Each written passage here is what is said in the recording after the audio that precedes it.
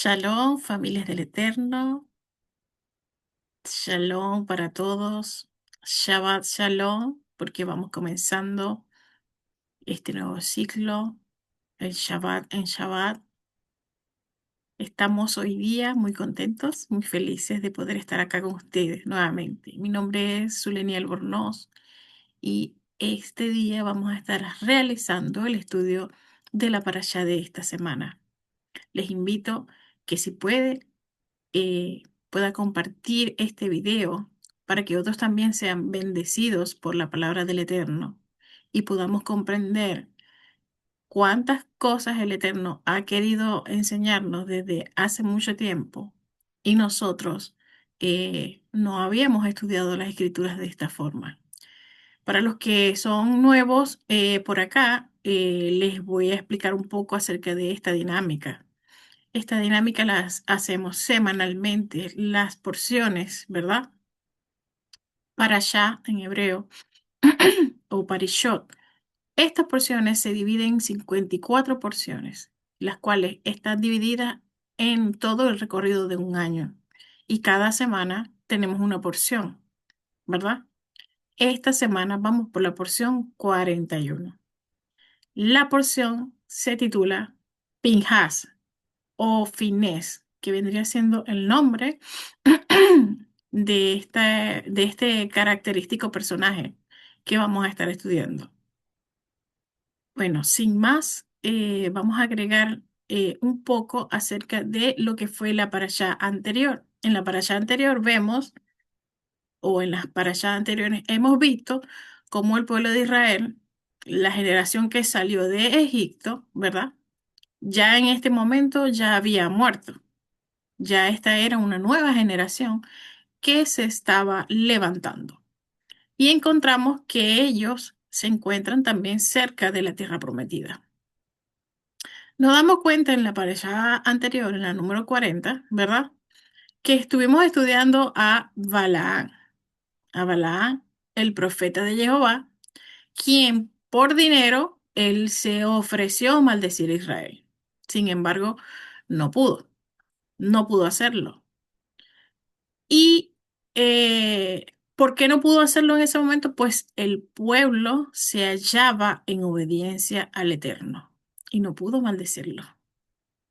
Entonces, podemos entender un poco acerca de este llamado, ¿verdad? Que nosotros tenemos hacia la obediencia como los hijos del Eterno, a obedecer sus leyes, sus estatutos, sus mandamientos, para que nosotros tengamos la protección del Eterno.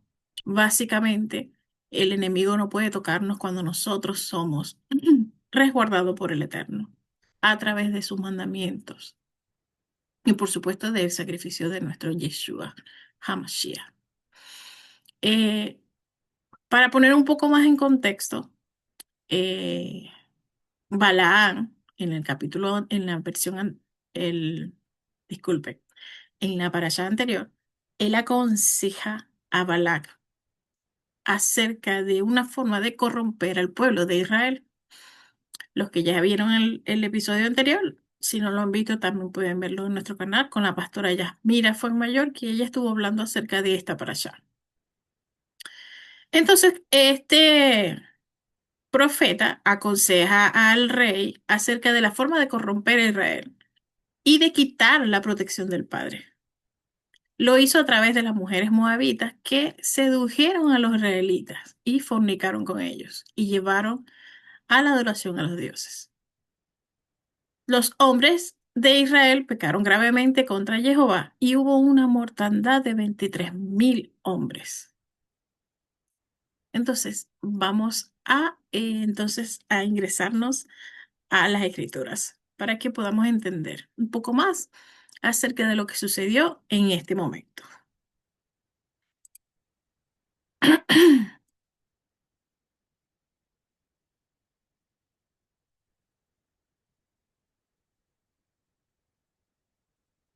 Ya. Bueno, por acá tenemos acerca, ¿verdad? De dónde se encuentra esta porción. se encuentra en números 25 hasta números 30. Y nos damos cuenta, ¿verdad? Que quién era Pinhas o Finés. Era el hijo de Eleazar, hijo del sacerdote de Aarón. Ha hecho apartar mi furor de los hijos de Israel, llevado de celo entre ellos, por lo cual yo no he consumido en celos a los hijos de Israel.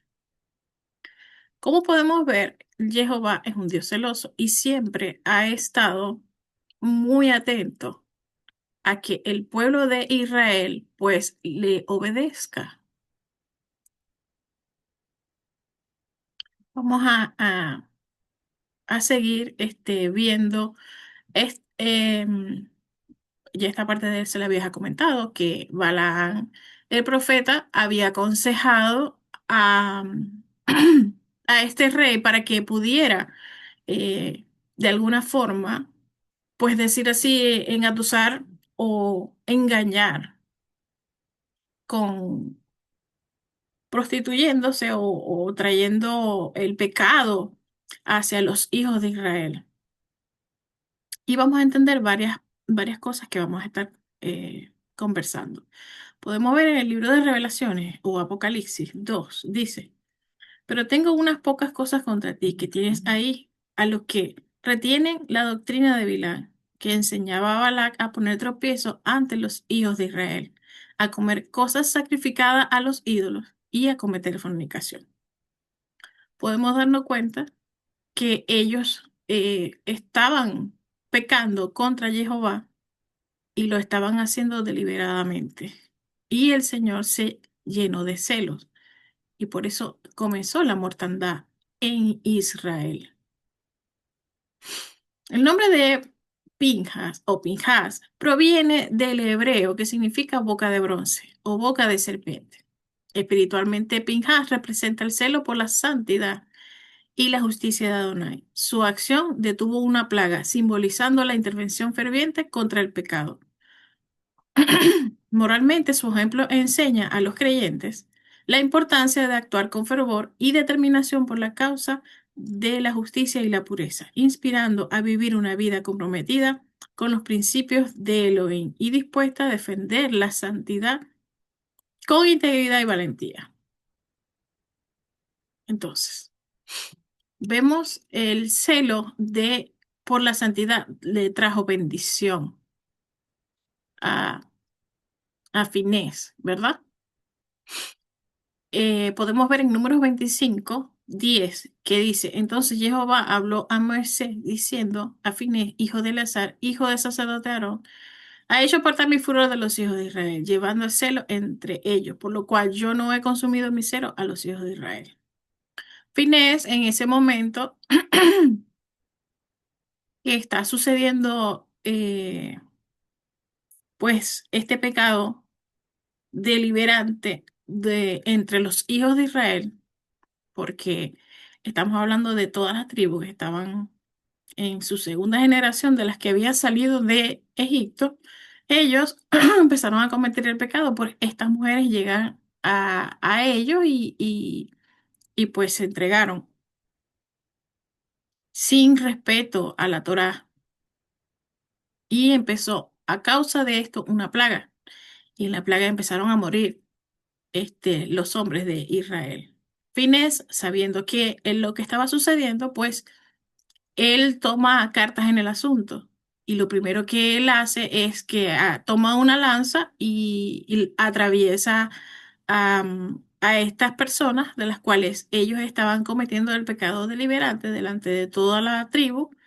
Este, y cuando él hizo esto, cesó la mortandad, cesó la plaga. Guardar con celo el mandamiento de Jehová trae bendición a la persona y a sus descendientes. Quizás muchas personas podrán leer este capítulo hoy en día y decir, eh, pero es que, ¿cómo va a suceder esto? ¿Cómo va a pasar que un hombre va a llegar y va a matar a otro y con esto va a traer bendición a su vida o bendición hacia el pueblo?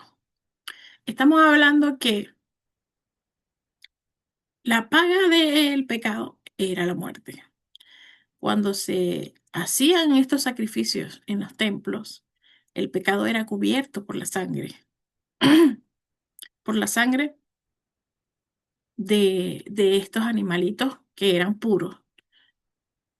Cuando eso se hacía, literal, el pecado quedaba cubierto, más continuaba el pecado en las personas. Siempre la paga del pecado era la muerte. Ellos pecaron deliberantemente, ellos sabían que estaban pecando, no estaban ocultos a los ojos del Eterno. No solamente ellos estaban comiendo con estas mujeres, ellos estaban fornicando y a la vez estaban adorando a los dioses de estas mujeres, porque esta fue la manipulación que ellas hicieron en los hijos del Eterno. Y eso tenía que ser detenido, porque era la causa del pecado la que los estaba matando, no porque el Señor los quería matar, era aquel pecado que ellos estaban cometiendo, que hizo que esa plaga se activara en ellos y empezaran a morir. Y cuando Él toma cartas en el asunto, ¿verdad? Sucede que se detiene la plaga. Podemos ver que cuando Él realiza este acto de valor, ¿verdad? El Señor le pide este, que bendiga a, a Finés. Darnos cuenta de cuál es la bendición que trajo hacia la vida por él tener celo, por la santidad, y le trajo bendición. ¿Cómo podemos verlo? Pues en la Biblia nos indica que las generaciones o los descendientes de Finés, como él era hijo de Aarón, nieto de Aarón, de Aarón, sí, él llegó a ser, sus descendientes llegaron a ser sumos sacerdotes en el tiempo del primer templo. Y podemos darnos cuenta que en la época del segundo templo, 300 de su generación llegaron a ser también sacerdotes del templo. Entonces, ¿cómo podemos entender el acto que él estaba haciendo? Él guardó con verdadero celo, ¿verdad? Un celo santo, el mandamiento de Jehová. Y por eso trajo sobre su vida y sus generaciones la bendición. ¿Cuál es la manera más fácil de caer en la tentación? De hacer lo que el Eterno nos prohíbe. ¿Cómo podemos saber nosotros cuál es la verdad, la forma más fácil de hacerlo? Porque quizás si nosotros estamos constantemente leyendo las Escrituras, estamos constantemente viendo cómo el Señor, a través de la obediencia, nos bendice, siempre va a haber un punto, ¿verdad? Y sobre todo si estamos, por así decirlo, nuevos en el camino, en el que vamos a estar más débiles o siempre va a haber un punto débil en nosotros como humanos. Pero una de las formas más fáciles de caer en la tentación de hacer lo que el Eterno nos prohíbe es la compañía de personas no creyentes. Cuando nosotros aceptamos una invitación, un solo plato de comida, como en este caso, se convierte en el punto de partida de la desobediencia. Comenzó con una invitación a un plato de comida, que quizás no lo veían mal porque está bien, vamos a conversar, vamos a hablar, a estar bien, pasándola bien un rato, porque si bien de repente somos vecinos, vamos a conocernos, a entablar una amistad. Eso fue lo que hicieron ellos.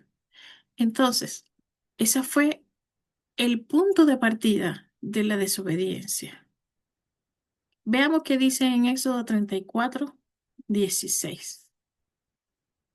Porque no te has de inclinar a ningún otro Dios, pues Jehová, cuyo nombre es celoso, Dios celoso es, por tanto no harás alianza con los moradores de aquella tierra, porque fornicarán en pos de sus dioses y ofrecerán sus sacrificios a sus dioses y te invitarán y comerás de sus sacrificios, tomando de sus hijas para sus hijos y fornicando sus hijas en pos a los dioses. Harán fornicar también a los hijos en pos a los dioses de ella. Entonces, lo que de repente puede ser una invitación sencilla a un plato de comida, una reunión, ¿verdad? Puede ser el indicio de que lo va a convertir en ese punto de partida de caer en la tentación y hacer lo que el Eterno nos prohíbe. Porque sucede lo que está diciendo acá en Éxodo. Entonces, si el Eterno es el mismo ayer, hoy y siempre, por los siglos de los siglos. Creo que las condiciones de esta allá no ha terminado, no ha culminado. ¿Por qué? Porque si de repente tú no puedas ver evidentemente cuando llegas a tener algún tipo de tropiezo como esto, cuáles son las cosas que están sucediendo y de repente no te llegas a dar cuenta desde un inicio lo que está sucediendo, pero más adelante sí. Entonces las personas que estamos débiles en el Eterno, que no le damos importancia, bueno, ahí sí no importa, vamos a comernos con el vecino y cuando ellos están preparando, ellos están comiendo los animales impuros que no podemos comer, pero aún así por respeto tú aceptas aquello para no hacer sentir mal a tu vecino, pues, pues estás en su casa. Este, hay en diferentes países las formas de hacer las cosas, de pensar y hacer las cosas es distinto. Entonces, es una falta de respeto que tú llegues como invitado a un lugar y te sirvan comida y tú digas que no lo vas a comer, o que no te apetece, o que no lo puedes comer. La mayoría cedemos a esta invitación. Y esa es la puerta que abre el camino a la desobediencia, porque al ceder en el primer momento, nosotros cedemos en los siguientes pasos. ¿Por qué? Porque estamos sentándonos en mesas donde no debemos sentarnos. Revelaciones 2:14 está escrito. Pero tengo unas pocas cosas contra ti, que tienes ahí a los que retienen la doctrina de Bilán, ¿verdad? De Balán, que enseña a Balac a poner tropiezo a los hijos de Israel, a comer cosas sacrificadas a los ídolos y a cometer fornicación. Ellos comenzaron primero te- poniéndole el tropiezo a los hijos de Israel. Ellos sabían que ellos no podían maldecir al pueblo de Israel a menos que ellos cayeran en pecado. Y el enemigo lo sabe perfectamente. Él no puede señalarte, no puede hacerte nada si tú estás guardando los mandamientos, están en obediencia al Eterno. Él te va a poner tropiezo, como decimos nosotros los venezolanos, una conchita de mango para que tú resbales y caigas y puedas y empieces, ¿verdad?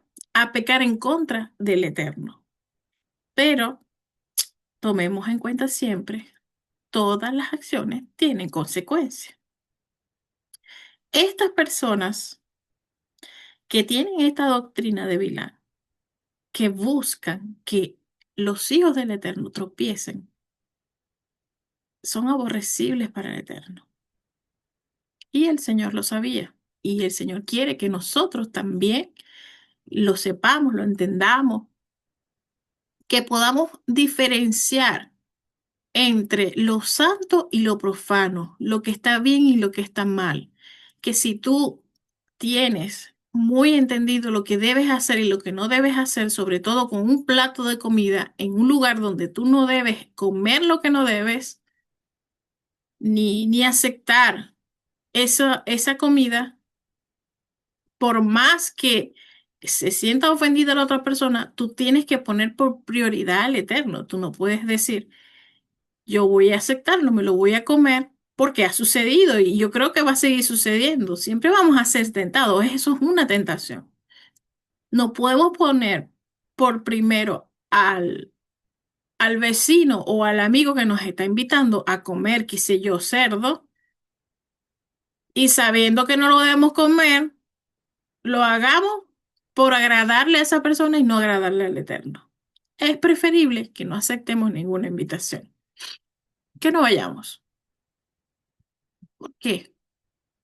Porque nosotros tenemos que comenzar a guardar y a tener por un celo santo el temor de Jehová. Entonces a continuar esta reflexión. Qué importante es las comidas. Qué importante es no comer las cosas prohibidas. Nuestros deseos corporales no pueden señorear sobre nosotros. El cuerpo fue creado como nuestro siervo, no como nuestro Señor.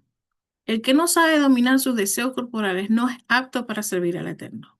El apetito incontrolado por otro tipo de comida, aparte de maná, fue una puerta abierta para que el enemigo pudiera hacer daño a los hijos de Israel.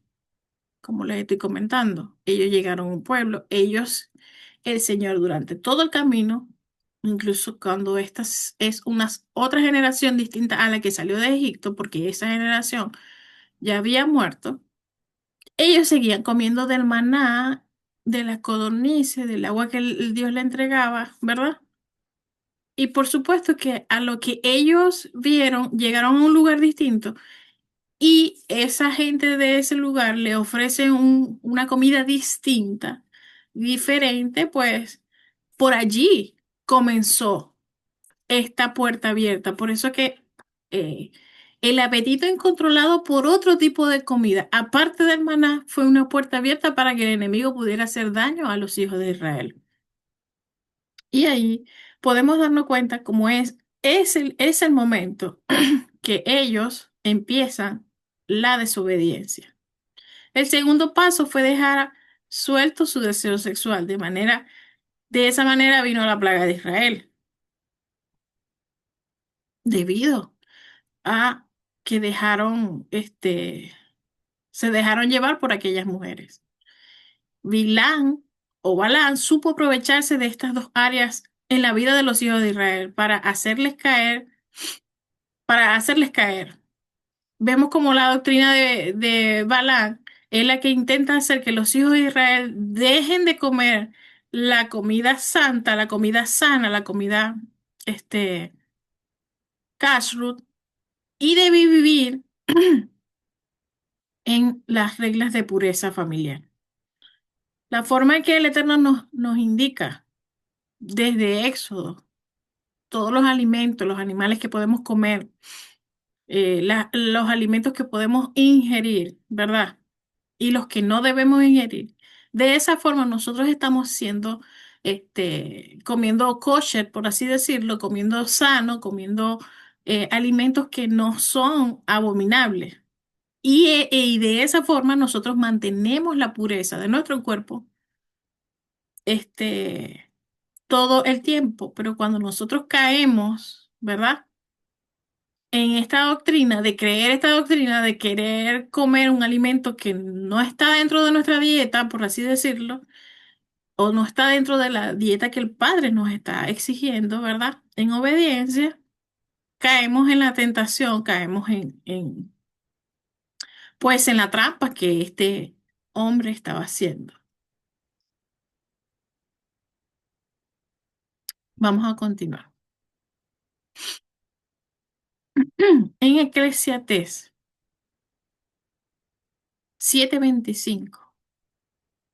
Dirigí mi corazón a conocer, a investigar y a buscar la sabiduría y la razón, y a reconocer la maldad de la insensatez y la necedad de la locura. Y hallé más amarga que la muerte a la mujer cuyo corazón es lazos y redes, cuyas manos son cadenas. El que agrada a Dios escapará de ella, pero el pecador será por ella apresado. Entonces, la estrategia del enemigo siempre va a continuar siendo triple. Él va a usar la fuerza militar. ¿Se acuerdan que en innumerables ocasiones, a través del profeta Balaán, este rey quiso maldecir a Israel porque él veía que eran grandes en número y básicamente se sentía atemorizado por el pueblo del Eterno. Entonces, la primera estrategia que él va a querer hacer es usar la fuerza militar y física para ayudarnos, para obligarnos a someternos. Si no puede con esa, pues va a usar la magia y la fuerza espiritual y psicológica para dominarnos, que en el caso de estas mujeres, ya sabemos cuál fue. La comida fue una estrategia psicológica que quizás nosotros la veamos normal, porque de repente en la cultura latinoamericana es normal, es por costumbre llegar a una casa, llegamos, fuimos a visitar a alguien, comimos, compartimos, y estuvimos conversando largo rato, un cafecito, un pancito. Esa es una estrategia, señores. Cuando nosotros guardamos celosamente al Eterno, lo primero que nosotros vamos a hacer al llegar a otro lugar es, sí, obviamente vamos a respetar las costumbres de ese lugar, pero no vamos a ser parte de ellas. No podemos ser parte de ellas. No podemos llegar si de repente están tomando o están bailando o están en lo suyo, porque Latinoamérica es muy diverso. No podemos encontrar en cada esquina cualquier tentación. Entonces, esas son estrategias que el enemigo siempre va a utilizar, que son de fuerza espiritual y psicológica para dominarnos. Ah, no está mal, vamos a tomarnos una cerveza, no está mal, vamos a comer aquí unos chicharrones, no está mal, vente, siéntate aquí, que te voy a preparar un estofado, qué sé yo. Tenemos que estar muy atentos, cuatro ojos, porque es una estrategia del enemigo para dominarnos. Porque acuérdense que esa fue la primera puerta que el enemigo consiguió. Él quería una debilidad y la encontró. Utilizó la fuerza espiritual y psicológica. Usar la otra estrategia del enemigo es usar nuestras pasiones y atraernos al pecado con comidas y sexo y destruirnos desde adentro con las costumbres e ideas de las religiones de los gentiles. Cuando nosotros no estamos muy afianzados y muy siendo conocedores de la palabra del Eterno, de lo que el Padre quiere traer a nuestras vidas, nosotros fácilmente vamos a caer en estas estrategias del enemigo. Quizás aquella persona ni cuenta se da de lo que está haciendo, pero está siendo usada por el enemigo. Y es por eso que nosotros debemos estar completamente atentos a estas situaciones.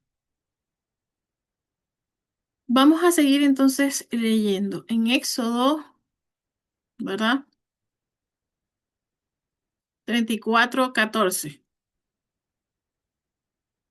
Porque no te has de inclinar a ningún otro Dios, pues Jehová, cuyo nombre es celoso, Dios celoso es. Por tanto, no harás alianza con los moradores de aquella tierra, porque fornicación en pos de sus dioses y ofrecerán sacrificios a sus dioses y te invitarán y comerás y sus sacrificios. O tomando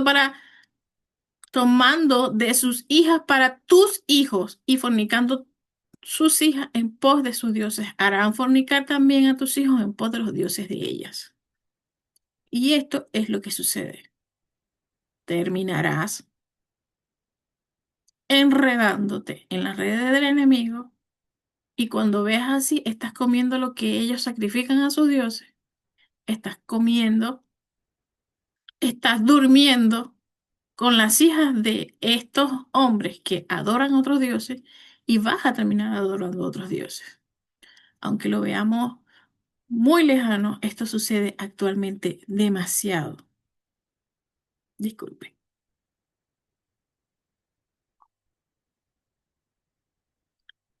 Entonces, vemos cómo Jehová quiere que nosotros podamos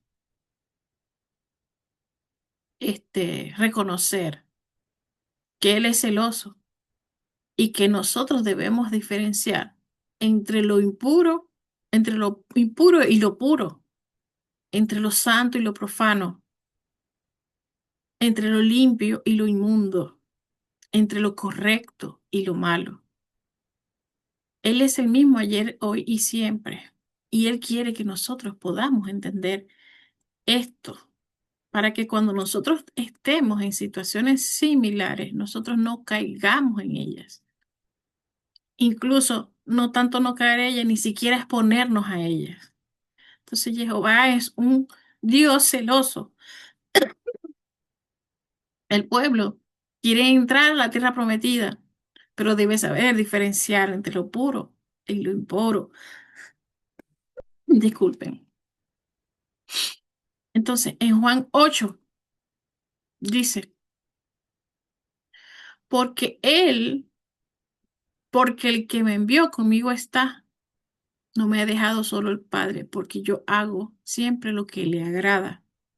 Hablando él estas cosas, muchos creyeron en él y dijeron, Yeshua, a los judíos que habían creído en él, si vosotros permanecéis en mi palabra, seréis verdaderamente mi discípulo y conoceréis la verdad y la verdad los hará libres. Entonces, ¿qué podemos ver, verdad? Actualmente, ¿qué es lo que sucede? Pues se les hace creer que solo basta con repetir una oración actualmente en las iglesias, hablando del cristianismo como tal, que solo basta con repetir una oración y que el pecador hace la oración y está listo, ya es salvo. Pero jamás se aprende a diferenciar entre lo puro y lo impuro. Y esto sucede mucho en las congregaciones. Para ellos es solo de importancia que la persona haga la confesión de fe. Y ya con eso, esa persona es salva. No pasa nada, todo está perfecto. Tú puedes seguir viviendo una vida como tú quieras.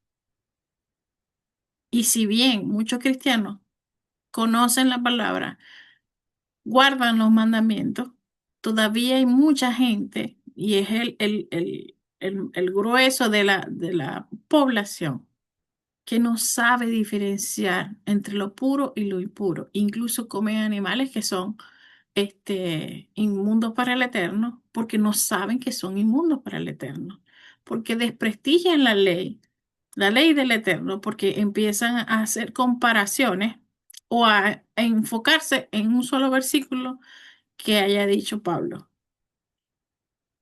Y si nosotros nos adentramos en las escrituras, podemos entender cómo Pablo estaba hablando no solamente de la ley del eterno, él estaba hablando básicamente de la ley de la muerte, de esa ley que nosotros nos iba a ser alcanzada por causa del pecado.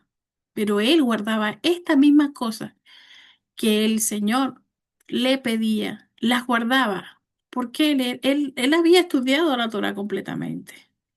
No podemos enfocarnos solamente en un verso que dijo Pablo. Si nosotros estamos siguiendo a Yeshua, debemos entender lo que Yeshua ha querido entregarnos a nosotros en su palabra. Si él dijo que no vino a abolir ni a los profetas, cuando hablamos de los profetas es todo el Antiguo Testamento, ni la ley, ¿a qué se refería? Entonces, no podemos desprestigiar la palabra del Eterno cuando nos está llevando a que nosotros nos guardemos en santidad para Él, sin querer, sin caer en denominaciones ni en señalamientos, ¿verdad? Porque es lo primero que le surge en el pensamiento. Ah, pero que eso es judaizante. Esto no es judaizante. Esto es la palabra del Eterno. Todavía no habían en este momento, estaba el pueblo de Israel, pero todavía no habían sucedido muchas cosas de las cuales se hablaba en el Nuevo Testamento. Entonces, ¿qué es lo que quiere el Eterno? Que nosotros podamos diferenciar lo impuro de lo impuro. Y eso actualmente no se está este, llevando en las iglesias, pues quieren hacernos creer que con esa oración es suficiente y que podemos tener la libertad de escoger cómo vivir.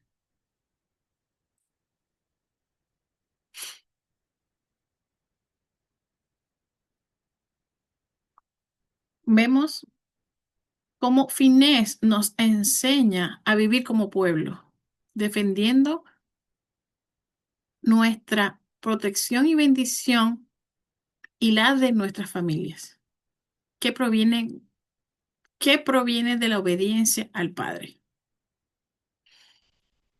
Al nosotros guardar estos mandamientos, las bendiciones del Padre van a venir sobre nuestras vidas, así como vino sobre la vida de Finés y de sus generaciones. Permitir el pecado en medio nuestro trae juicio y trae juicio a todo Israel.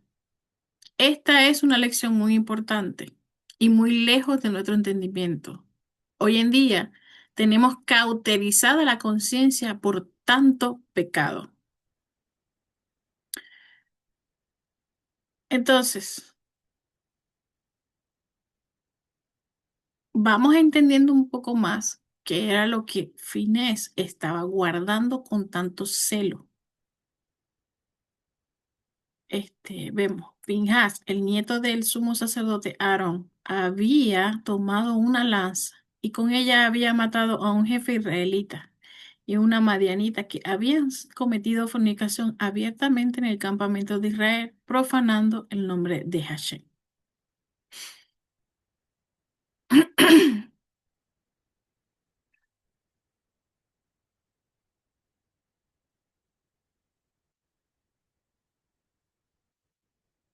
Vemos en Segunda de Crónicas 7:14. Si se humillare mi pueblo, sobre el cual mi nombre es invocado, y oraren y buscaren mi rostro y se convirtieran de sus malos caminos, entonces yo oiré de los cielos, perdonaré sus pecados y sanaré la tierra.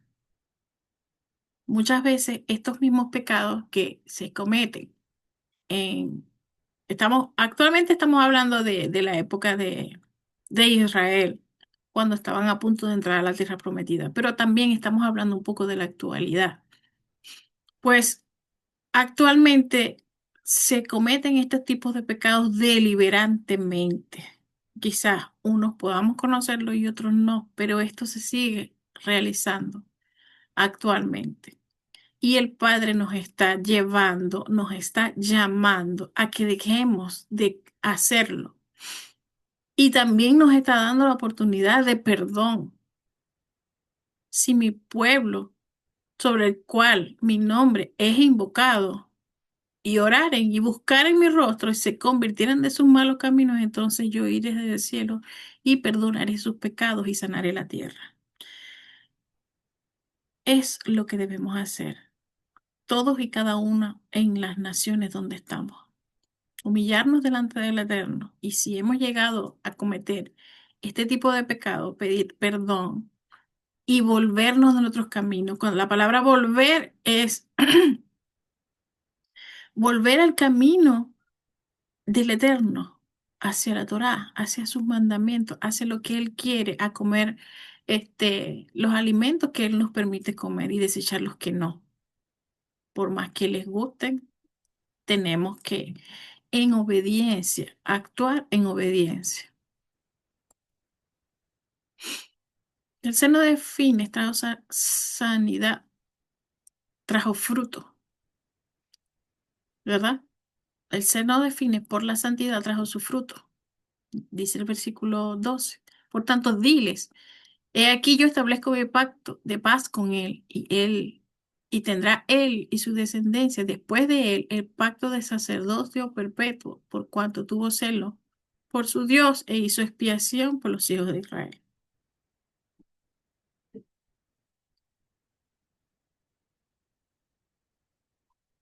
Veamos qué es la palabra expiación. La palabra expiación es capar o cubrir, hacer reconciliación, pacificar. Entonces, vemos cómo el acto que él estaba cometiendo, el acto que él estaba haciendo de celo, hizo que el Señor lo recompensara. En Salmo 106:29 dice, provocaron la ira de Dios con sus obras y se desarrolló la mortandad entre ellos. Entonces se levantó Finés e hizo juicio y se detuvo la plaga. Y le fue contado por justicia de generación en generación para siempre. Estamos hablando en Salmos, que el mismo Salmo está reconociendo lo que sucedió, el acto de obediencia y de celo por la Torá que hizo Finés, ¿verdad? Le fue contado por justicia. Entonces, ¿cómo nosotros siendo seres humanos que desconocemos la palabra o que estamos apenas sumergiéndonos en ella, vamos a pensar que lo que él estaba haciendo era un acto de asesinato? Él estaba defendiendo el honor del Eterno en el pueblo de Israel. Y por causa de que él hizo esto, se detuvo la plaga, dejaron de morir porque estaba muriendo el pueblo de Israel. 23.000 de ellos murieron.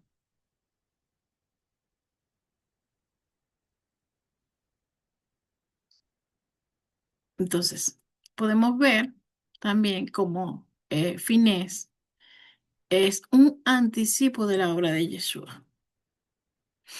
Muchos opinan que Pinhas o Finés solo tuvo justicia en su mente cuando ejecutó a los pecadores sin tener una actitud de misericordia, pero las escrituras enseñan que no hay paz en la sociedad si no hay justicia. Está escrito que el fruto de la justicia es Shalom.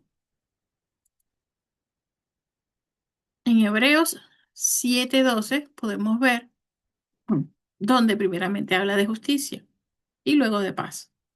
Podemos también verlo en Salmo 72, en Isaías 32, Isaías 48, Isaías 57. Por la muerte de una persona israelita hubo liberación para el resto del pueblo. De la misma manera, la muerte de Yeshua trajo redención al pueblo de Israel y al mundo.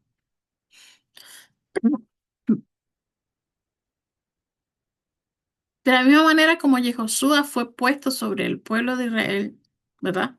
Yeshua ha sido puesto por el Eterno sobre los hijos de Israel y el mundo entero. Deuteronomio 4:1. Ahora pues, oh Israel, oye los estatutos y decretos que os enseño para que los ejecutéis y viváis y entréis y poseáis la tierra que Jehová, el Dios vuestro de vuestros padres, os da.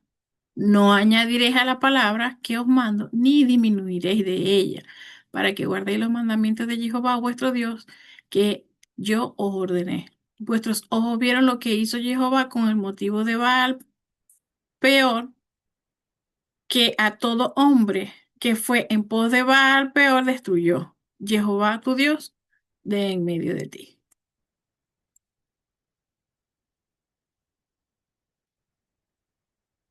Podemos ver que en Deuteronomio 4:4 dice, mas vosotros que seguisteis a Jehová, vuestro Dios, todos estáis vivos hoy. Mirad, Yo os he enseñado estatutos y decretos como Jehová, mi Dios, me mandó, para que hagáis así en medio de la tierra en la cual entráis, para tomar posesión de ella. Guardadlos, pues, y ponerlos por obra, porque esta es vuestra sabiduría y vuestra inteligencia ante los ojos de los pueblos, los cuales oirán de estos estatutos y dirán ciertamente, pueblo sabio y entendido, nación grande es esta. Porque ¿por qué nación grande hay que tenga dioses tan cercanos a ellos como esta? Como está Jehová, en nuestro Dios, en todo cuanto le pedimos. ¿Y qué nación grande hay que tenga estatutos y juicios justos, como es toda ley que yo pongo hoy delante de vosotros? Entonces vemos que Jehová nos da su Torá, su sabiduría, y nos advierte en Deuteronomio 4:9. Por tanto, guárdate y guarda tu alma con diligencia para que no te olvides de estas cosas que tus ojos han visto, ni se aparten de tu corazón todos los días de tu vida. Antes bien, las enseñarás a tus hijos y a los hijos de tus hijos. Entonces, ¿por qué los mandamientos los recibimos de su propia boca? Entonces, de esa forma que nosotros podemos entender que él sigue siendo celoso por la Torá. Entonces, el Eterno nos entrega los mandamientos y a través de estos mandamientos, Él nos entrega libertad y bendición, una libertad sin pecado. Una libertad no es como la libertad que la gente conoce hoy en día, que de repente dice, yo tengo la libertad de hacer lo que yo quiera. Y no es esa la libertad a la que se refiere el Eterno.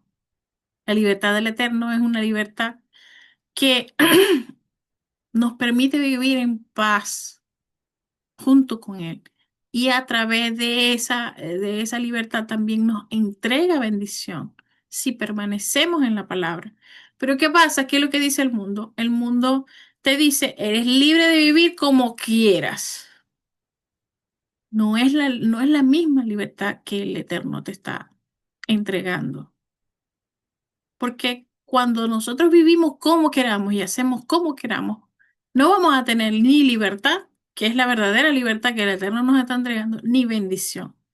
Entonces el mundo te dice, tú puedes vivir como quieres, tú puedes comer lo que quieras y actuar según tu opinión.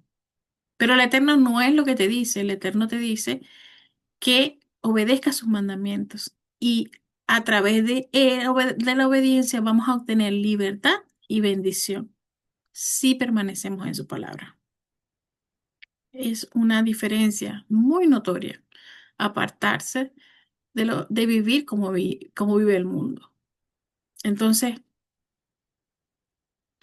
la libertad y la bendición vienen de hacer y agradar al Padre. Y Yeshua lo afirma. ¿Qué es lo que agrada al Padre?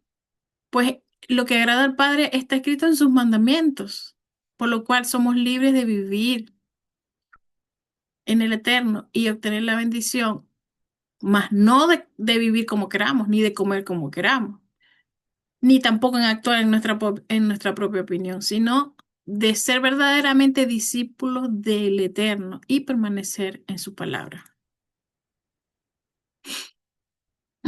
Continuamos el versículo 14 que dice, y el nombre del varón que fue muerto con la Madianita era Simri, hijo de Salú, jefe de una de las familias de la tribu de Shimeón. Y el nombre de la mujer medianita muerta era Cosbi, hija de Sur, príncipe de los pueblos, padre de la familia en Madián. Y Jehová habló a Moisés diciendo, hostigad a los medianitas y heridlos, y por cuanto ellos os afligieron a vosotros con sus ardides, con que os han engañado en lo tocante a Baal peor, y en lo tocante a Cosbi, hija del príncipe de Madián, su hermana, la cual fue muerta el día de la mortandad por causa de Baal peor. Vemos cómo el pecado que llegó a Israel, ¿verdad? a través de estas mujeres, comenzó a través de este varón muerto. Al haber comenzado por allí era el que tenía que haber comenzado, tenía que detenerse con él. Vamos a explicar este cuadro que estamos viendo acá. Disculpe. Entonces podemos ver el censo después de la mortandad. Este cuadrito que vemos acá me pareció muy interesante compartírselo. Pues vemos cómo el Eterno especificó en la Biblia, ¿verdad? Cuántas personas habían muerto. Pero acá, al hacer el censo, que solo el Eterno lo puede enviar a hacer, cada vez que se iba a la guerra o después de una guerra se hacía estos censos. Cuando se hace el censo, en el capítulo 26, versículo 11, dice: aconteció después de la mortandad que Jehová habló a Moisés y a Eleazar, hijo de sacerdote Aarón, diciendo: tomad el censo de toda la congregación de los hijos de Israel de 20 años para arriba, por casas de sus padres, y todos pueden salir a la guerra en Israel. Y todos los que pueden salir a la guerra en Israel. Y Moisés, el sacerdote de Eleazar, hablaron con ellos en el campo de Moab, junto al Jordán, frente a Jericó, diciendo: contaréis el pueblo de 20 años para arriba, como mandó a Jehová a Moisés y los hijos de Israel, que habían salido de la tierra de Egipto. La razón del nuevo censo es conocer el número de hombres preparados para la guerra, ya que la generación anterior murió y solo Josué y Caleb quedaron en la tierra para entrar en la tierra prometida. Entonces, este, recordando pues quiénes eran Caleb y Josué, fueron los dos únicos espías que dieron un buen testimonio de la tierra que habían este, investigado, y del resto no creyó que lo que el padre iba a hacer. Este, los otros 10 espías no creyeron, más bien se asustaron, no creyeron en la palabra del Eterno. Entonces, una vez contadas las tribus de Israel, incluyendo Efraín, se procedió a la repartición de tierra. Pero vamos a ver cómo podemos en este cuadro entender lo que está sucediendo, ¿verdad? Fíjense, acá se ven todos los nombres de las tribus: la de Rubén, la de Simeón, la de Gad, la de Judá, todas están. Si bien eh, habíamos hecho el comentario en el versículo anterior que hablaba de quién era este hombre muerto, el varón muerto, que había muerto con la madianita. Él era Sinri, hijo de Salud, jefe de la familia de la tribu de Shimeón, ¿verdad? Esta tribu, vamos a ver el caso de esta tribu en este censo. En el primer censo, ellos eran 59.300 hombres después de los 20 años. Acuérdense que el censo siempre era de los 20 años para arriba. Y luego en el segundo censo, luego de que hubo esta gran mortandad, mire a qué se redujeron: a 22.200. Es decir, que murieron entre la primera generación y la segunda generación 37.100. Estaba en números rojos. Esta tribu, en vez de aumentar de generación en generación, la cantidad de habitantes la disminuyó, ¿verdad? ¿A causa de qué? Si se supone que de generación en generación vamos aumentando la cantidad de personas que van creciendo, se van multiplicando, porque en el caso de esta tribu fue la que más eh, pérdidas mortales tuvo. En vez de reproducirse, tuvo más muertes que nacimiento. Si todas las tribus hubieran crecido como la tribu de Menashe, acá está, Entre una generación y otra, mire, de 32.000 subieron a 52.700. En una generación, ellos crecieron con habitantes de 20.500 personas. En cambio, el resto, ninguna creció tanto. Es más, la de Shimeón fue la que más pérdida tuvo. En vez de número positivo, tuvo un número negativo. Si todas las tribus hubieran crecido como la tribu de Menashe, con un 63,7% de aumento en 38 años, el pueblo entero hubiera tenido unos 384.000 varones más en total. Hubieran tenido 988.000. Entonces, ¿qué es lo que nosotros podemos ver eh, reflejado en este censo? Porque a veces estudiamos y decimos, pero ¿por qué hacen los censos? ¿Por qué pasa? ¿Por qué hacen los censos? El Señor en cada parte de la escritura nos va demostrando por qué son las cosas y por qué el pueblo de Israel sucede esto. Estos son estudios que se tienen que hacer para ver cómo ha eh, afectado a la población. Pero vamos a ver qué es lo que pasa. Dice, la falta de crecimiento es debido al pecado en el pueblo. La falta de entrega a la obediencia a los mandamientos es la mayor causa de la falta de crecimiento en el pueblo judío. Las guerras y la asimilación que han causado que el pueblo judío no sea tan grande son los resultados de la falta de compromiso con la Torá. El pueblo de Israel podría haber sido más numeroso de todos los pueblos del mundo si la Torá hubiera sido la regla de vida para la mayoría. Entonces, esa es la razón por la cual estas tribus, fíjense, podemos ver la evidencia. Shimeón fue la que más muertes tuvo cuando hicieron el censo. Podemos leer el censo completo en números por cada tribu, cuántos quedaron y ver cuál fue la diferencia. Estaba en número rojo y en vez de tener aumento tuvo pérdida. Muchos murieron por causa del pecado, por no seguir en la obediencia. Esa es la causa por la cual el pueblo de Israel, en vez de tener más personas, pues tenían menos, a excepción de la tribu de Menashe.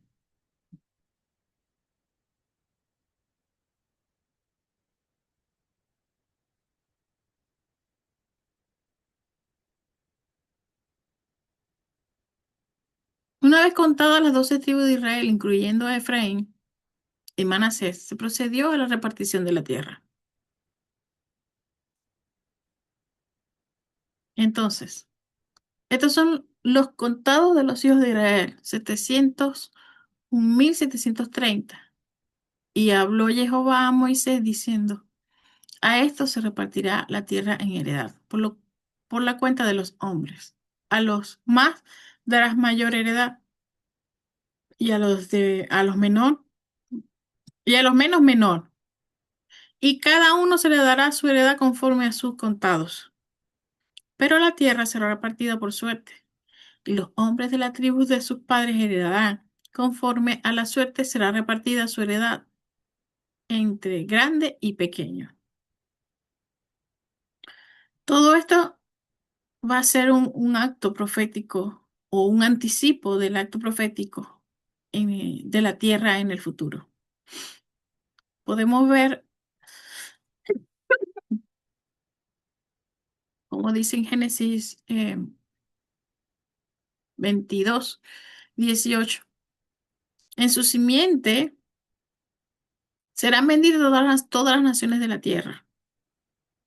Al final de los tiempos, cuando Yeshua, el prototipo de Josué en la tierra prometida, liderando al pueblo, el que reunió y que fue escogido por su obediencia como remanente para reinar con él, la tierra se volverá a repartir entre las 12 tribus, y los gentiles que escucharon y obedecieron serán repartidos entre ellas a la final del milenio.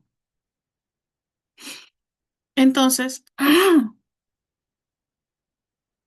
tenemos que estar listos, pues, para entrar por cada una de las 12 puertas de la Nueva Jerusalén. En Ezequiel 47:13, así ha dicho Jehová el Señor, estos son los límites en que repartiréis la tierra por heredad entre las 12 tribus de Israel. José tendrá dos partes y la heredaréis así los unos con los otros. Por ella hace mi mano cuando jurando que la había de dar a vuestros padres, por tanto, esta será la tierra de vuestra heredad.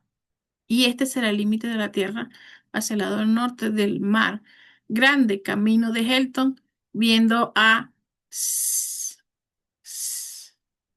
Sedad. Y así podemos continuar leyendo todo el versículo, ¿verdad? Para entender a quiénes les fue distribuido estas tierras. Continuamos.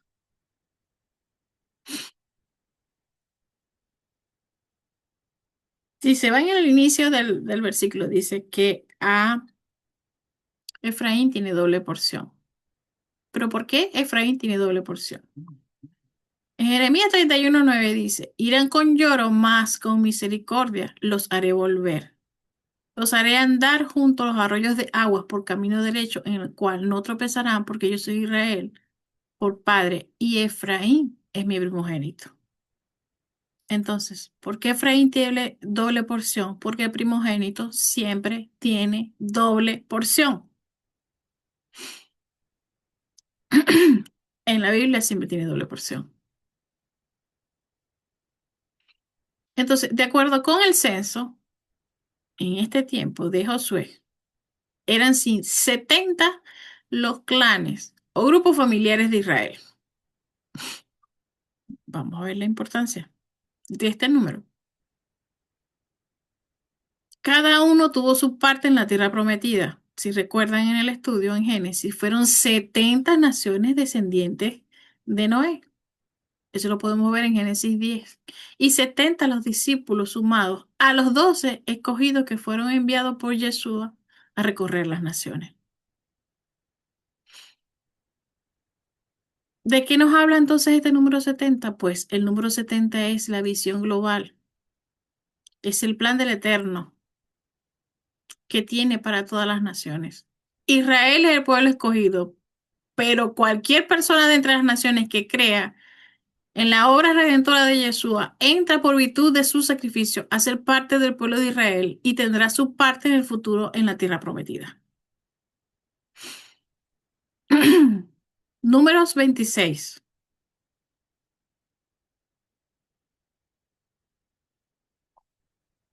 Los levitas no tendrán heredad. Eh, en el verso 57, los contados de los levitas por su familia son estos. Son familia de los gersonitas, de Coa, la familia de Coatita, de Merari, la familia de los Meraritas. Estas son las familias de los levitas, la familia de los libnitas, la familia de los hebronitas, la familia de los mailitas, la familia de los musitas, la familia de los coreitas. Y Coat engendró a Amram. La mujer de Amram se llamó Jocabed, hija de Leví, que le nació a Leví en Egipto. Y este dio a luz a Amram y a Aarón y a Moisés y María, su hermana. Podemos ver cómo está haciendo mención de todas las generaciones de los levitas, ¿verdad? Y hace mención que estos no iban a tener heredad. Vemos más adelante en el verso 27 la heredad de las mujeres, las hijas de Zelofejad. Estas hijas, ¿verdad? En el caso de estas mujeres, algunas no tenían hombres en sus familias porque de repente pudieron haber muerto todos y quedaron solo las mujeres.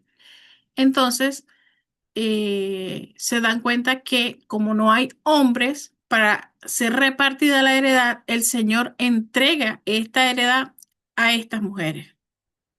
Entonces les contesta y les dice que cuando no hay hijos, las hijas heredarán la tierra.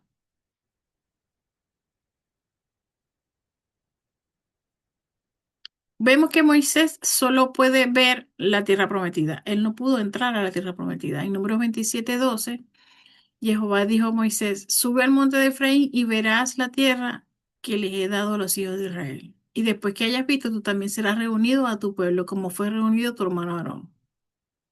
Él no entró a la tierra prometida.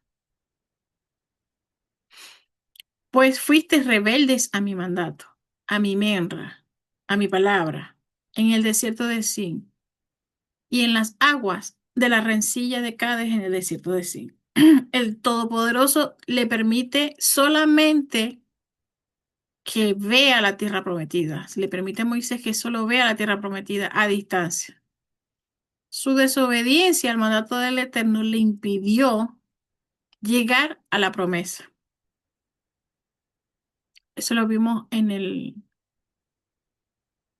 la parashá 39, donde el padre le pidió que le hablase a la roca para que la roca brotase agua, y él en vez de hablarle, la golpeó, y la golpeó dos veces. Eso hizo que él no pudiera ver la promesa del Eterno de entrar a la tierra prometida. En Números 27 vemos que mm, más adelante, en el 15, Josué o Yehoshua es el nuevo líder. Mm. Entonces respondió Moisés a Jehová diciendo, ponga Jehová, Dios de los espíritus de toda carne, un varón sobre la congregación, que salga adelante de ellos y entre delante de ellos, que los saque y los introduzca para que la congregación de Jehová no sea como ovejas sin pastor. Entonces, vemos que el Señor estaba tomando en cuenta, muy en cuenta, ¿verdad? Las cualidades que tenía Josué, oye Josué en hebreo. Estas cualidades tenía que cumplirlas, pues ya Moisés no iba a entrar a la tierra prometida y ellos necesitaban un líder. Entonces, estas cualidades eran muy importantes, pues tenía que hacer que el pueblo saliera adelante. Perdón, él tenía que estar delante del pueblo. Entonces el líder debería estar en primera fila para librar la batalla del pueblo, que sea un modelo para el pueblo. Tenía que estar la segunda cualidad, que entre delante de ellos y los introduzca. Enderezar el camino es función del líder o pastor de las ovejas. Los sacará de donde deben salir, los entrará donde es correcto para que estén a salvo. También se refiere a tener liderazgo suficiente para que escuchen la orden de salida o entrada.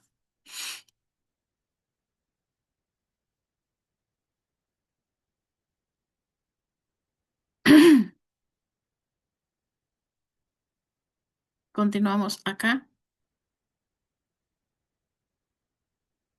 Para que la congregación de Jehová no sea como ovejas sin pastor, ¿verdad?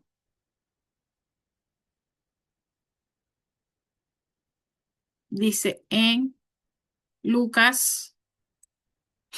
Y ahora concebirás en su vientre y darás a luz un hijo y llamarás por nombre Yehoshua. Y este será grande y será llamado Hijo del Altísimo y el Señor. Dios le dará el trono de David, su padre, y reinará sobre la casa de Jacob para siempre, y su reino no tendrá fin.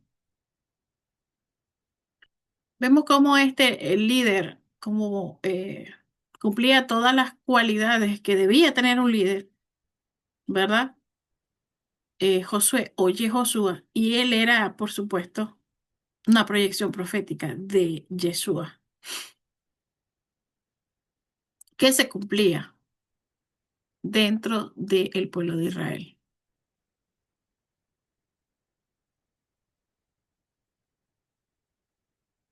Entonces, vemos que el propósito de la salvación no es la prosperidad, aunque muchas veces podemos ver eso en las actualidad en muchas congregaciones donde siempre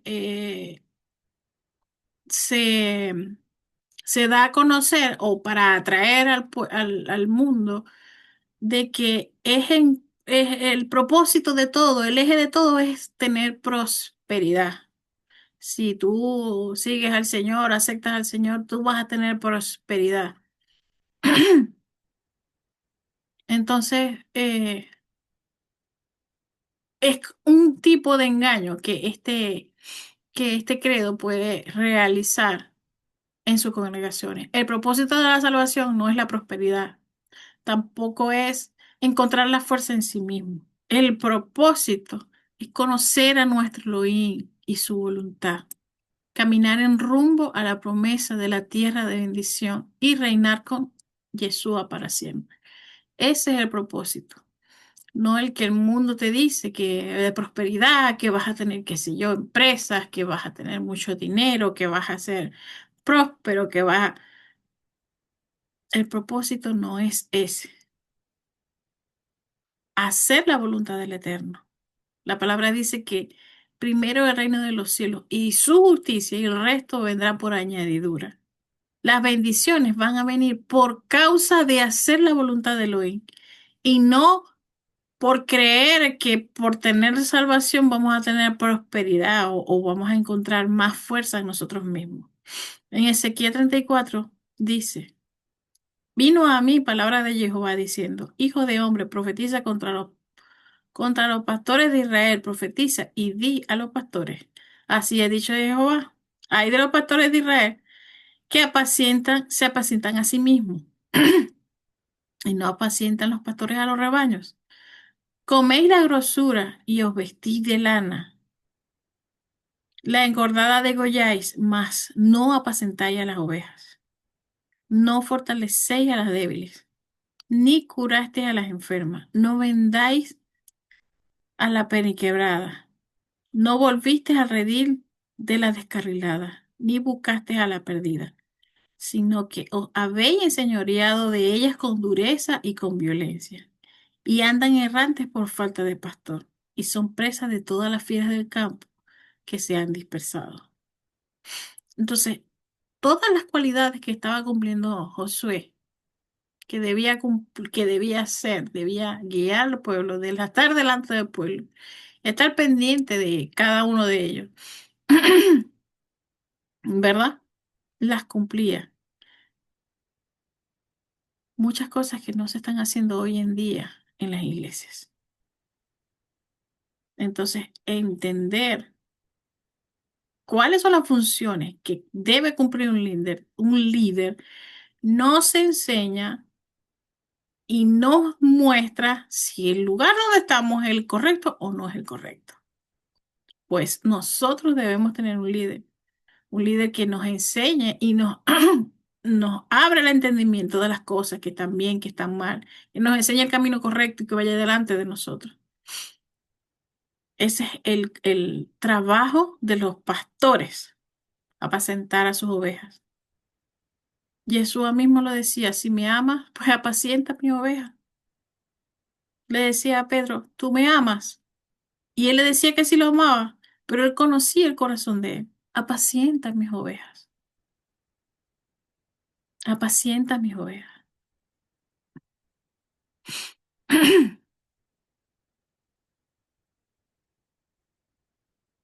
Vamos a continuar entonces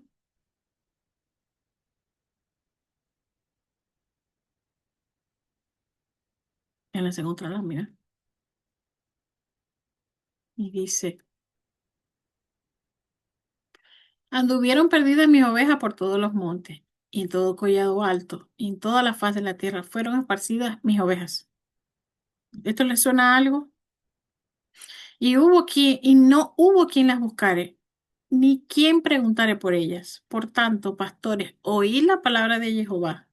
Vivo yo, ha dicho Jehová, el Señor, que por cuanto mi rebaño fue para ser robado y mis ovejas fueron para ser presas de todas las fieras del campo, sin pastor, ni mis pastores buscaron mis ovejas, sino que los pastores se apacentaron a sí mismos y no apacentaron mis ovejas. Por tanto, oh pastores, oí la palabra de Jehová. Así ha dicho Jehová el Señor. He aquí, yo estoy contra los pastores y demandaré mis ovejas de su mano y les haré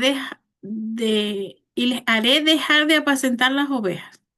Ni, ni los pastores se apacentarán a sí mismos, pues yo libraré a mis ovejas de su boca y no les serán más por comida. Esto es una palabra que se está cumpliendo hoy en día. Estas ovejas, ¿verdad? Que perdieron el rumbo, nadie de Israel preguntó por ellas. Aún hoy en día se niega la existencia de muchas congregaciones de Israel.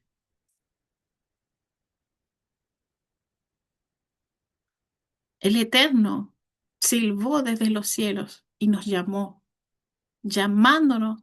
Él mismo nos abrió los ojos al entendimiento y a la Torá. Esta palabra se está cumpliendo actualmente.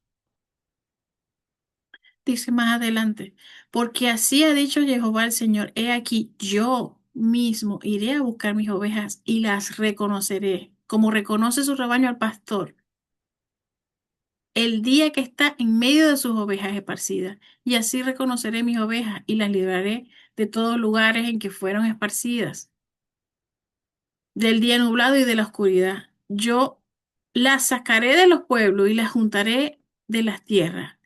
Las traeré a su propia tierra y apacentaré los montes de Israel por las riberas en todos lugares habitados del país.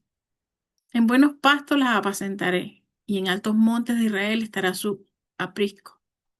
Allí dormirán en buen redil, en pastos suculentos serán apacentados sobre los montes de Israel.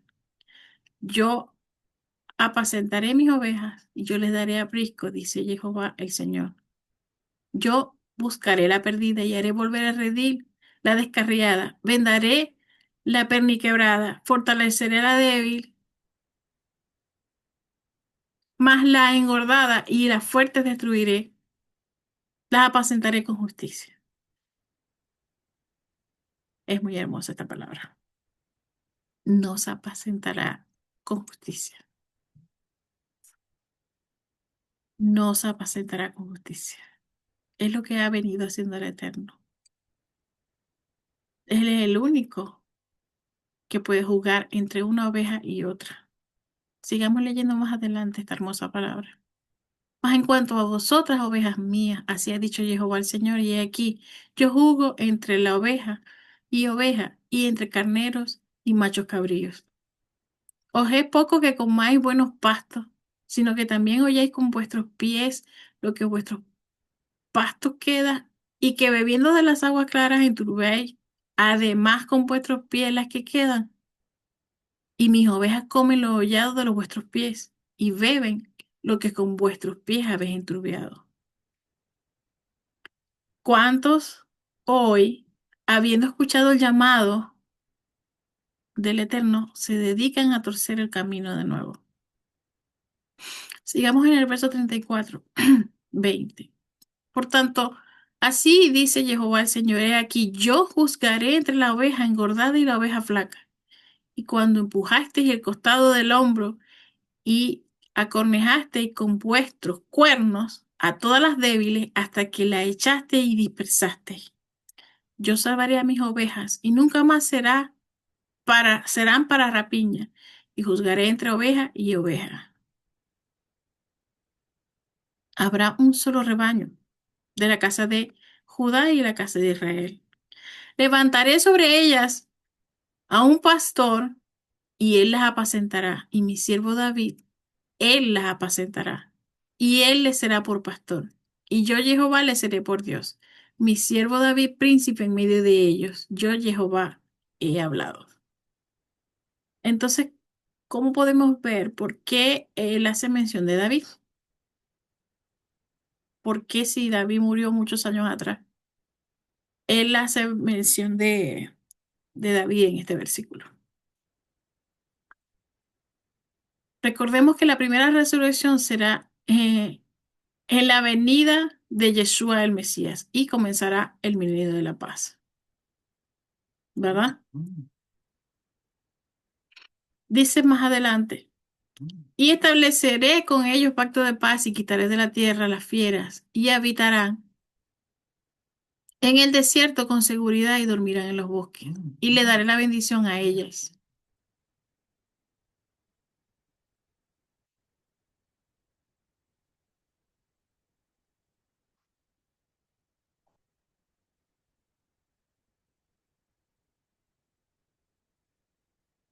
Disculpen. Y el árbol del campo dará fruto, y la tierra dará su fruto, y estarán sobre su tierra con seguridad, y sabrán que yo soy Jehová, cuando rompa la coyunda de su yugo, y los libre de la mano de los que sirven a ellos. No serán más por despojo de naciones, ni las fieras de la tierra devorarán, sino que habitarán con seguridad, y no habrá quien les espante. Y levantaré para ellos una planta de renombre, y no serán ya más consumidos de hambre en la tierra, ni ya más serán avergonzados de las naciones. Y sabrá que yo, Jehová, su Dios, estoy con ellos, en medio de mi pueblo, la casa de Israel, dice Jehová el Señor. Y vosotros, ovejas mías, ovejas de mi pasto, hombres soy y yo vuestro Dios, dice Jehová el Señor. No hay necesidad. O sea, esta misma palabra nos muestra lo que el Padre ha venido haciendo con estas nuevas generaciones que están creciendo, que ya no van a ser de lo propio de otros pastores que no estuvieron atentas hacia ellas, sino que Él mismo iba a apacentarlas y nos iba a demostrar verdaderamente el camino, a pesar de que éramos gentiles y ahora somos integrados en el pueblo de Israel. Entonces, por la falta de pastores que libren la batalla y den el paso de obediencia, millones de ovejas están perdidas y vagan como ovejas sin pastor. Vemos como Josué, el sucesor de Moisés, llega a ser sucesor de Moisés en el 27:18 y dice Moisés, toma a Josué, hijo de Nun, varón, en el cual hay espíritu, ¿verdad? Y pondrá su mano sobre él. ¿Qué significa entonces varón en el cual hay espíritu? El Talmud nos advierte, ¿verdad?, que Josué tenía un espíritu de profecía, ¿recuerda? El cual fue dado en este espíritu parte del Eterno. En Números 11:25 dice, entonces Jehová descendió en la nube y le habló y tomó del espíritu que estaba en él y lo puso en los 60 varones ancianos. Y cuando posó sobre ellos el espíritu, profetizaron y no cesaron. La palabra profetizar, es la palabra nabá en hebreo, que significa hablar de parte del Eterno. También en Deuteronomio nos confirma que Josué recibió el espíritu de sabiduría. Deuteronomio 34:9 dice, Josué, hijo de Nun, fue lleno del espíritu de sabiduría, porque Moisés había puesto sus manos sobre él y los hijos de Israel le obedecieron e hicieron como Jehová mandó a Moisés. Muchos piensan, ¿verdad?, que los dones del Espíritu son un asunto cristiano, pues es el Eterno que desde la eternidad quien es el que da los dones del Espíritu. ¿Pero por qué lo hace? En Efesios 1:17 dice, para que el Dios, nuestro Señor Yeshua, el Padre de la gloria, os dé espíritu de sabiduría y de revelación en el conocimiento de Él, alumbrando los ojos de vuestro entendimiento para que sepáis cuál es la esperanza a que Él nos ha llamado y cuál es la riqueza de gloria de su herencia en los santos y cuál es la superminente grandeza de su poder para con nosotros los que creemos, según la operación del poder de su fuerza, la cual operó en Yeshua, resucitándole de los muertos y sentándole a la diestra en lugares celestiales. ¿Por qué muchos no conocen esta nuestra esperanza? ¿Verdad? nuestra herencia, la grandeza del poder del Eterno, el poder de su espíritu que levantó a Yeshua de la muerte. ¿Por qué lo desconocen? ¿Por qué desconocen el espíritu de sabiduría que el Padre da conforme a su voluntad? Un liderazgo sin recibir el espíritu de sabiduría y la profecía es inútil. Y Josué fue investido con el espíritu del Eterno, con el Ruach del Eterno, de la misma manera que lo fue Moisés y aún el mismo Yeshua. En Isaías 11:2, y reposará sobre él el espíritu de Jehová, el espíritu de sabiduría y de inteligencia, el espíritu de consejo y de poder, el espíritu de conocimiento y de temor de Jehová. Recordemos que Josué es el prototipo de Yeshua, es un anticipo profético, ¿verdad? Yehoshua después es llamado en su forma corta Yeshua, pero el nombre real de él es Yehoshua. Nehemías 8:17 dice, toda la congregación se volvió de la cautividad y hizo tabernáculos y en tabernáculos habitó, porque desde los días de Josué, ¿verdad? De Yehoshua, hijo de Nun, hasta aquel día no habían hecho así los hijos de Israel. Y hubo alegría muy grande. Ya vimos que el nombre de Yehoshua es el nombre que usamos en la forma corta de salvación. Josué siguió a Moisés y Yeshua le advirtió,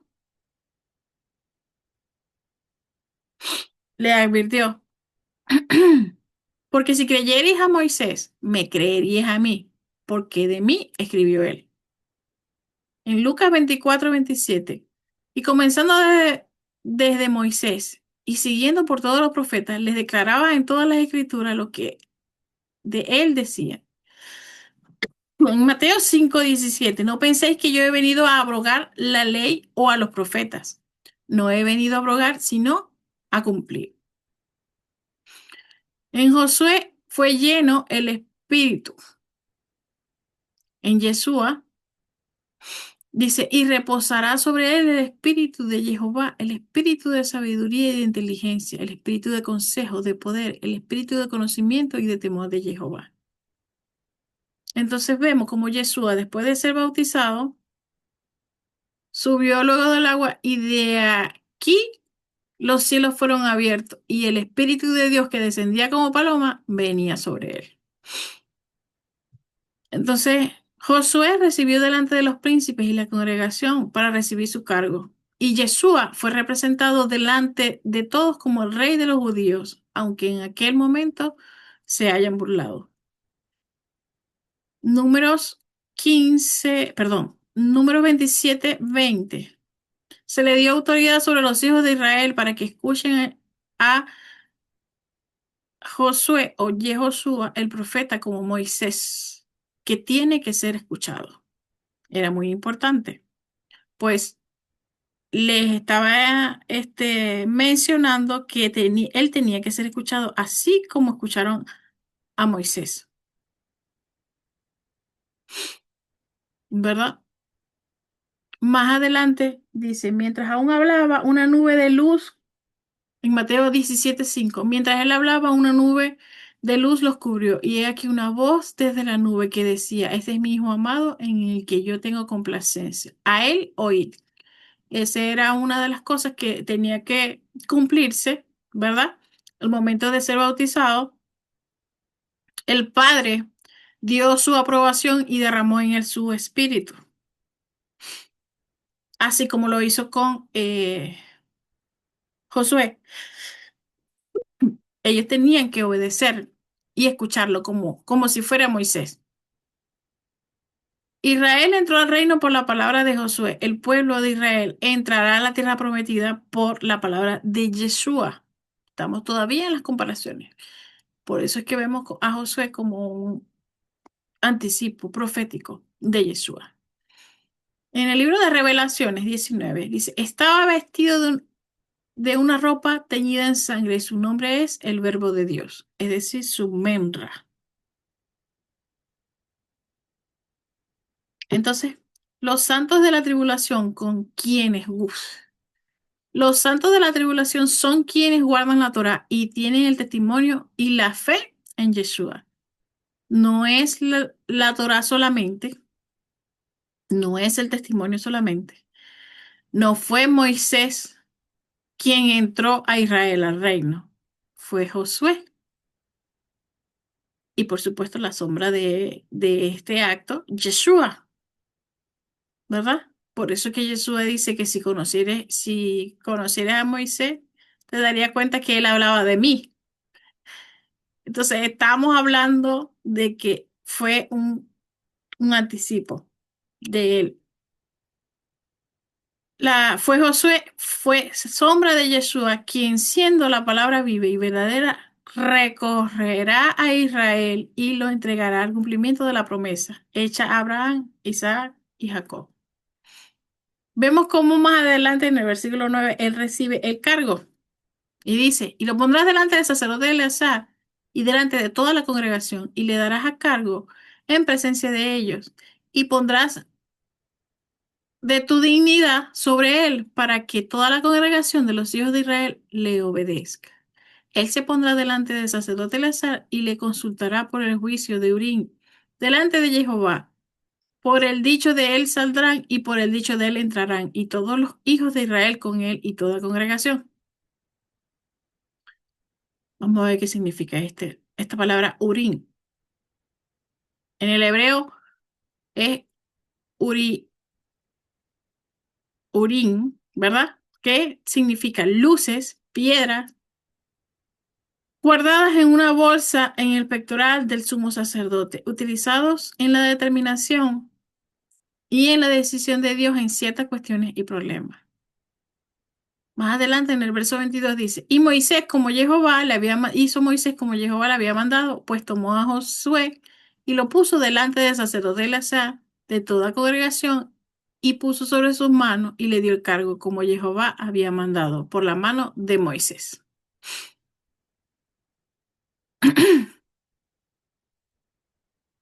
Vemos más adelante las ofrendas de los santos en el verso 28. Y habló Moisés diciendo, manda a los hijos de Israel y diles, mi ofrenda de pan, mi pan con mis ofrendas encendidas en olor grato a mí guardaréis. La instrucción del Eterno para quienes iban a entrar en la tierra prometida comienza con la instrucción de recordar los tiempos señalados. Entonces, no es coincidencia. Vimos cómo Josué es la sombra profética de Yeshua entrando a Israel en la tierra prometida, para entonces reinar desde Jerusalén a las naciones. Recordemos que Yeshua es el cumplimiento de cada fiesta ordenada y le da instrucción a él de recordar los tiempos señalados. Shabbat, pues, el Mesías como nuestro descanso. El Pesach es la Pascua. El Mesías es el Cordero de Elohim. El Hamatzot, paz y levadura. El Mesías sin pecado. El Yom HaKippurim, primero fruto. El Mesías de los primeros frutos de la tumba. Podemos verlo en el verso de Corintios.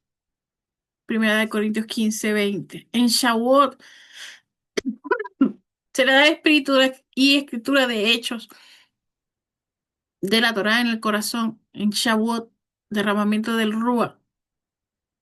Pentecostés, perdón, Yom Teruah, el día del sonido de shofar, el regreso del Mesías. El Yom Kippur, la expiación, este, el Mesías en nuestra expiación, quien cubrió nuestro pecado. En su codo tabernáculo, el Mesías vive con nosotros en el reino mesiánico.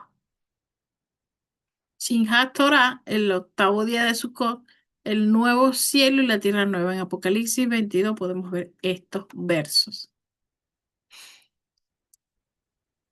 Estas ofrendas debían seguir siendo guardadas en los tiempos señalados y en los horarios señalados. Entonces podemos ver cómo él especifica los 28:3 y esto es muy importante porque creo que a veces estamos celebrando o al principio podemos celebrar la fiesta sin conocimiento de los momentos y de los tiempos de las horas que deben ser. Y acá lo especifica. Cuando alguien pregunte, no tengo orientación, no sé qué hacer, qué es lo que debo hacer en cada fiesta, que acá tenemos una orientación hermosa. Número 28.3. Y le dirás que esta es la ofrenda encendida y ofrecería a Jehová 2 corderos sin tacha. Aquí va a especificar todo. Ofrenda diarias en la mañana y en la tarde. Todo va a especificar a detalle. Entonces, nuestra vida debe ser como una continua ofrenda a Jehová. Hoy no tenemos templo, pero ¿dónde llevar las ofrendas? Pero sabemos que el templo del Eterno está en nosotros, ¿verdad? Somos su templo. Entonces llevemos las ofrendas en la mañana y en la tarde.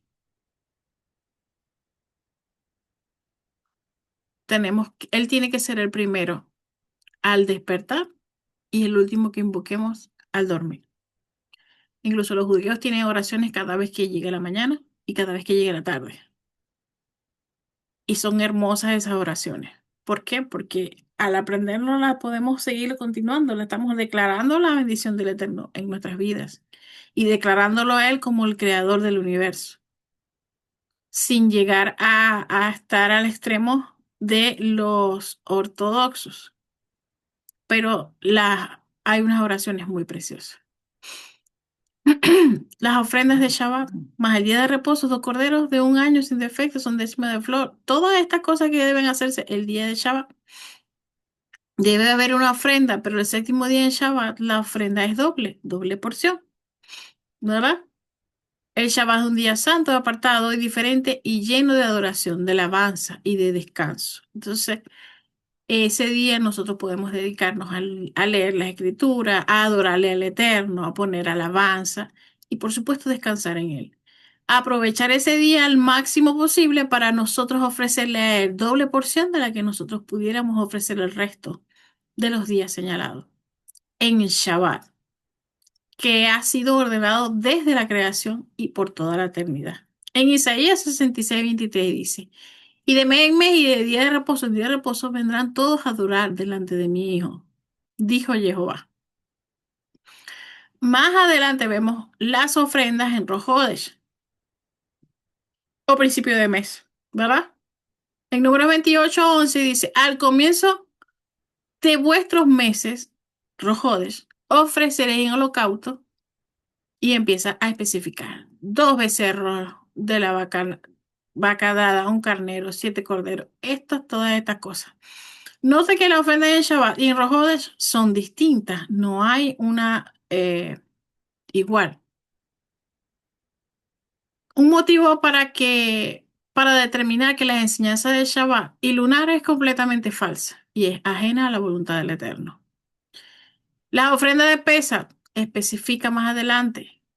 Dice, pero en el mes primero, a los 14 días del mes, será la Pascua, pesa.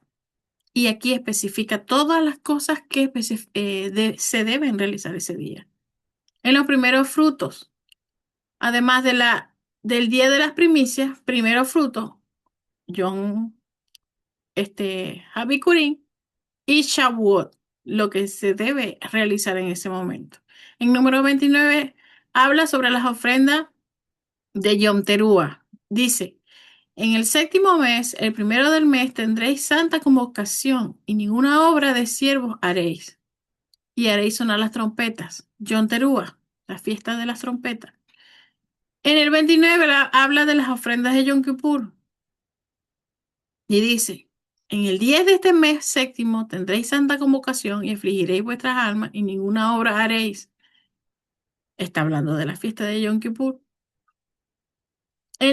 Más adelante, en el 29, dice las ofrendas de Sukkot.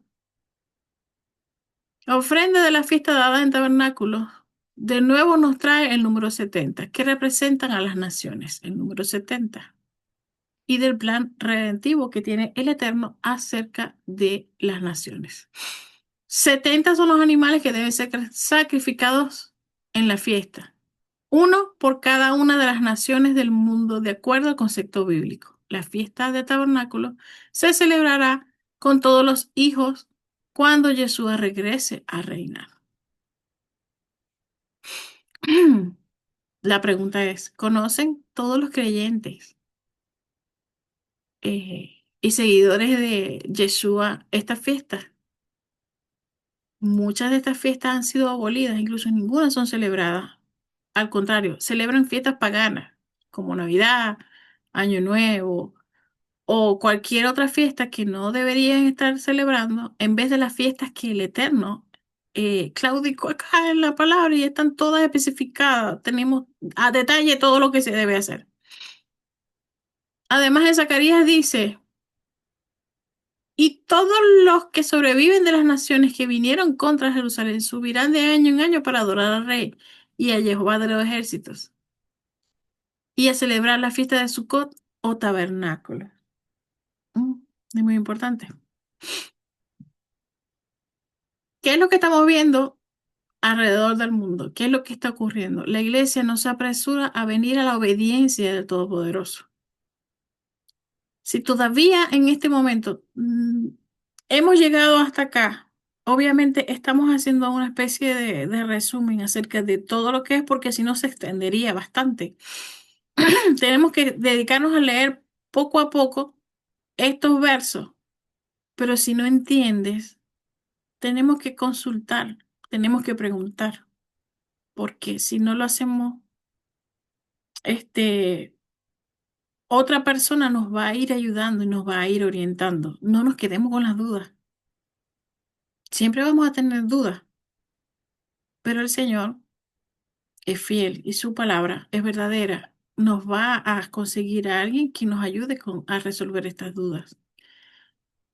En cambio, la iglesia del mundo no se apresura a la obediencia del Eterno.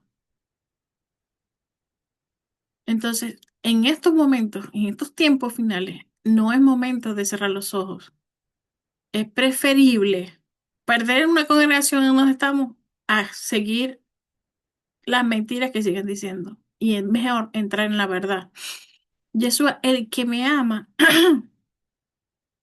Yeshua dice, el que no me ama más que a su madre, padre, amigo, no merece ser mío. En Números 29, el octavo día de Sucot, anticipo de la Nueva Jerusalén. Y el octavo día tendréis solemnidad, ninguna obra de siervos haréis, y ofreceréis en holocausto, en ofrenda encendida en olor grato a Jehová. Más adelante, en el 30, habla Moisés a los príncipes de las tribus de Israel, diciendo, esto es lo que Jehová ha mandado. Y lo que el Dios Todopoderoso ordena, se hace. No hay espacio para él, tal vez, o yo pienso que, o yo no estoy de acuerdo. El Eterno es soberano, un concepto que hemos perdido de vista. Las ofrendas hoy siguen vigentes y tenemos mucho que ofrendar, nuestras vidas, la alabanza, la adoración, el trabajo en el reino, el soporte del reino y todo lo que sea necesario para que la palabra del Eterno alcance el mundo.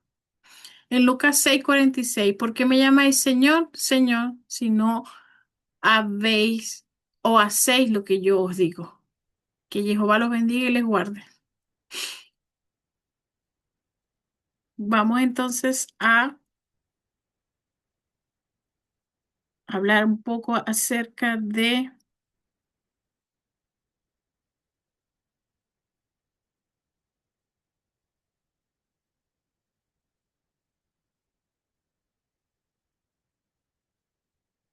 este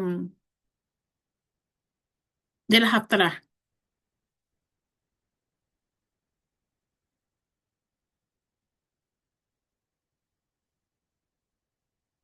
Ya, como vemos en las Haftarah, está en Primera de Reyes, ¿verdad?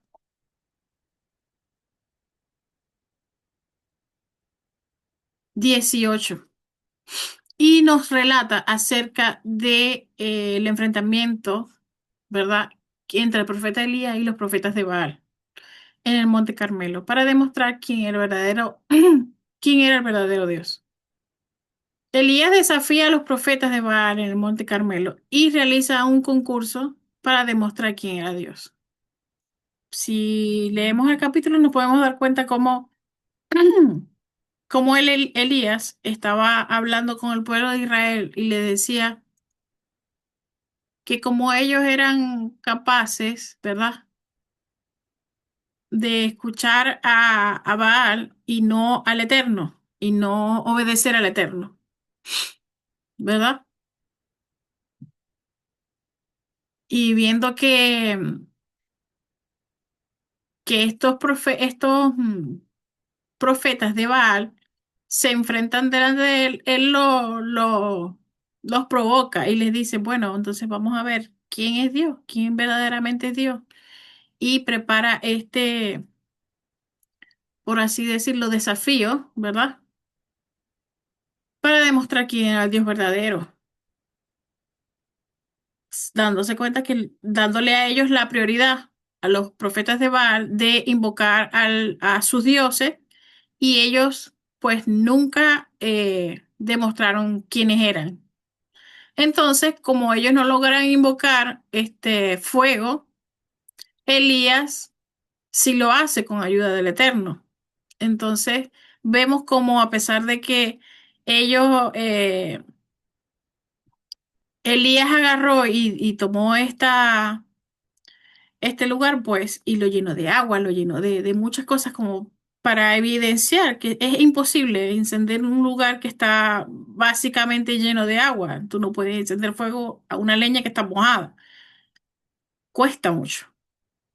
Entonces, Elías ora y el Señor le responde y cae fuego del cielo y consume todo hasta las rocas, el agua y todo lo que estaba allí. Y allí fue cuando el pueblo reconoce a Jehová, que es el verdadero Dios. Entonces vemos como Elías ejecuta a los sacerdotes de Baal. Acá hay una estrecha cercanía acerca de lo que es la porción de la semana, ¿verdad? Porque Elías, el profeta, era obviamente estaba siendo representado como así como Finés estaba representando al Eterno, pues por el celo de la Torá, demostró, en el caso de Elías, el profeta, él demostró que al el pueblo, que quién era Dios, ellos creyeron, y ahí él ejecuta a los profetas de Baal. Y luego de eso, él ora por la lluvia, porque en ese tiempo había sequía. La sequía estaba provocando que hubiera mucha hambre, hubiera mucha necesidad. Pero cuando estos profetas son ejecutados y el pueblo entra en obediencia, el pueblo empieza a reconocer quién es Dios, él ora por lluvia y Dios envía una gran tormenta que pone fin a la sequía. Entonces, ¿qué, eh, qué punto clave tenemos acá en esta enseñanza de las Haftarah? Bueno, pues que en el Monte Carmelo el evento central simboliza la confrontación que podemos tener entre la adoración a Dios y la idolatría, ¿verdad? Él demostró que quien iba a presentarse y a estar allí demostrando quién era Dios era el fuego que descendía del cielo. Entonces ponía fin a la idolatría, el fuego del Eterno. Entonces el fuego que desciende del cielo y, por supuesto, posterior a la lluvia, son pruebas contundentes del poder de Jehová.